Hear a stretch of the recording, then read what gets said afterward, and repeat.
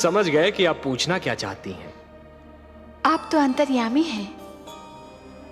लगता है आप हमारी धरती पर घटने वाली घटनाओं से पीड़ित हो उठी हैं। हाँ पद्मनाभ, मैं बहुत दुखी हूँ। क्यों हो रहा है ये सब? क्यों मचा है ये हाहाकार? प्रेम बनाया था तो घृणा क्यों बनाई? जो हो रहा है, हो सकता है वो वही हो जो स्वयं विधाता ने लिखा हो। और अपना लिखा तो स्वयं विधाता भी नहीं मिटा सकते ना। हे महादेवी, हो सकता है कि यह मानव की परीक्षा हो, उसके कर्मों की परीक्षा हो।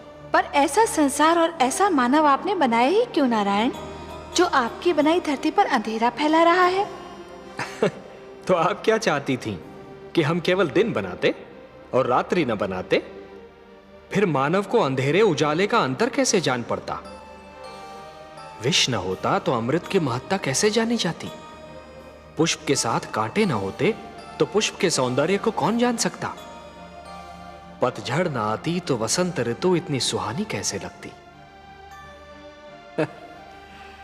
हमने मानव को बनाया है देवी।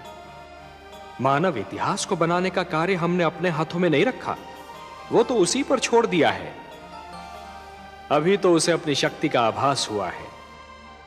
इसी से उसे न्याय अन्याय, सत्य असत्य, धर्म अधर्म और पाप और पुण्य की जानकारी भी होगी। हमने बुद्धि दी है मानव को, विवेक दिया है उसे। और यदि मानव ने विवेक से कार्य नहीं किया तो? यदि धरती पर रात्रि इसी प्रकार दिन को निगलती रही तो?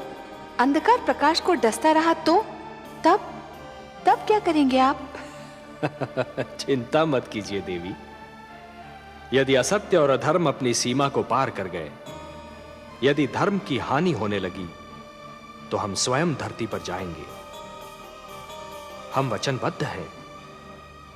परित्राणाय साधूनाम विनाशाय च दुष्कृताम धर्म संस्थापनार्थाय संभवामि युगे युगे।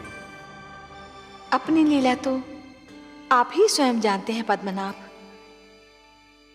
इस प्रकार आरंभ हुआ प्रकाश और अंधकार के युद्ध का इतिहास।